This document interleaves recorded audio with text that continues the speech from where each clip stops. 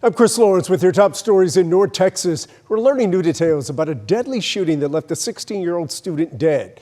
Mitty Hicks spoke with neighbors and students at Lancaster High School, and they're still trying to process the shooting right now. He was shook up going to school this morning. Patrick McDonald has a student at Lancaster High School. He started crying. He says Monday started out tough for his team after learning that 16-year-old Meyer Anthony Jr. was killed over the weekend. All the cop cars were all down there in that circle, in that little cul-de-sac. What his child doesn't know yet It was a lot of them. is the incident happened so close to home. When he finds out that it was on our block, that's going to be earth-shattering. McDonald says this area is quiet. That's why he was shocked waking up to gunshots around 1 a.m. Sunday. He saw police lights, but thought it was something else. I said a little prayer. I said maybe somebody had a heart attack. I was not thinking death. Anthony was a sophomore, and the news is shocking for students. It's really sad because he's way younger than I am, and I just couldn't imagine how my family would feel if that was me. So my condolences definitely go out to them because I know this is very hard. You hate to see it. He was so young, starting, in football, and he was going to be a junior next year, probably playing varsity. And a spokesperson with Lancaster ISD says support services are available for students and staff impacted by this tragedy. In terms of an investigation, local police say they are currently investigating, but they do believe this is an isolated incident. In Lancaster, I'm Mitty Hicks. New video shows a U-Haul truck leading Carrollton police on a chase. An officer tried to pull the driver over for littering and failing to signal. The truck went over medians, through gas stations, and down alleys before eventually surrendering. The two people inside were wanted for fraud and theft. With the cost of driving going up, some people are considering all their options, including Amtrak. But Brittany Costello explains why Oklahoma wants to pull its funding on a major route to Fort Worth. These travelers will tell you. You get to pick your seat, it's spacious, there's meals on board. The Heartland Flyer. It's actually faster than flying. An Amtrak train that runs from Oklahoma City to Fort Worth is the only way to travel. The train ride was wonderful. One way, $36. For Ted Streck, it means visits from family like Peggy Asensio. Elaine Roselle says it's access to medical facilities and a gateway for college football fans to experience the Red River rivalry. But the train itself is causing a new back and forth between states that was highlighted last week at the Oklahoma State Legislature. The state of Texas is saying they don't want to fund it, so I don't think it should be on the state of Oklahoma to subsidize it and keep it alive. Oklahoma lawmakers say they are not including funding for the Heartland Flyer in their budget.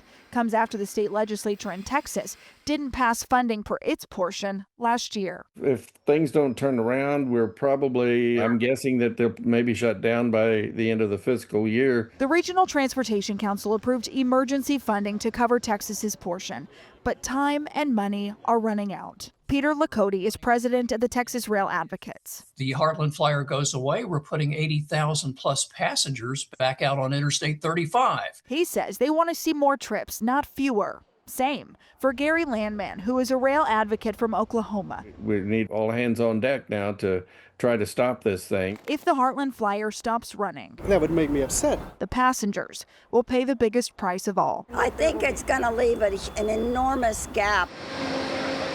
In Fort Worth, I'm Brittany Costello. I had a noise complaint last night. I think a concert at the home of the State Fair of Texas would bother neighbors up to 5 miles away, but residents in East Dallas lodged noise complaints 2 nights in a row. As Richard Solomon reports, a music festival wasn't confined to those who came to watch it. For 2 nights straight. Even here, you won't expect loud music.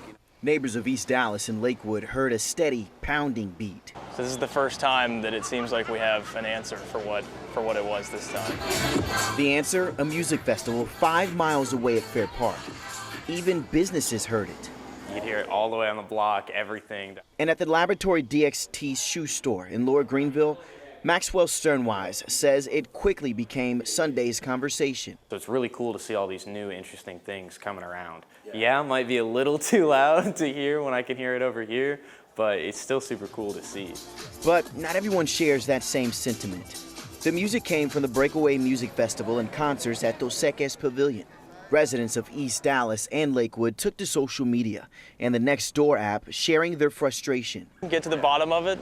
We can't have that. Fair Park is not Lower Greenville. Yeah. On Sunday, Rudy Karimi with the Dallas Park and Recreation Department shared with me they want Fair Park to be vibrant and electric, but not at the expense of other residents' quality of life. He said in a statement leaders will take a closer look at the event later this week to see what can be improved so this doesn't happen again.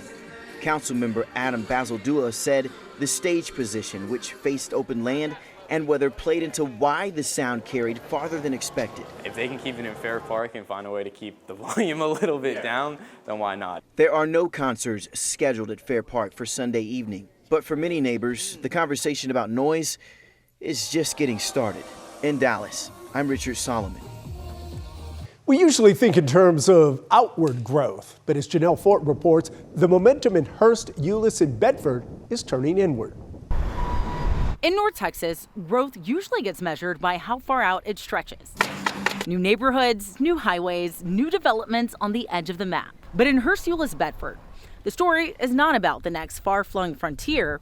It's about a community in the middle, proving it still has plenty of new chapters left. In HEB, it's all about redevelopment. Our cities are investing in the property in the cities and doing private-public partnerships. Mary Frazier is the president and CEO of the HEB Chamber of Commerce. And the three cities work together with the school district, with the chamber, with the hospital. I think that's our secret sauce. And you don't have to look very hard to see what she means. International retailer Primark has a store opening at Northeast Mall on the 30th, new homes, major rebuilds at both of the area's high schools, and of course, the new addition off of Highway 121. We finally got an HEB in HEB. Set to open this summer, the grocery chain is known for being choosy about where it builds. What do you think that says about this area? It says what a good location we are. Just ask the pizza shop down the road. We actually had our first location off of Bedford-Euless Road called Joe's Pizza. We were there for quite some time. And then my dad opened this up in about 2004. Arson Lushai's family owns Euless staple Lushai Pizza, right next to the construction at Trinity High School and less than 5 minutes from the new HEB. You get to see everything, in real time. You get to really just take it all in. And he says it's a great view. It gives us hope for, the future. It really does. It means that, this area is going to develop more. That means, God willing, we'll be here for another 22 years. In HEB, I'm Janelle Fort. Yeah, 22, perhaps more. And those are your headlines from North Texas.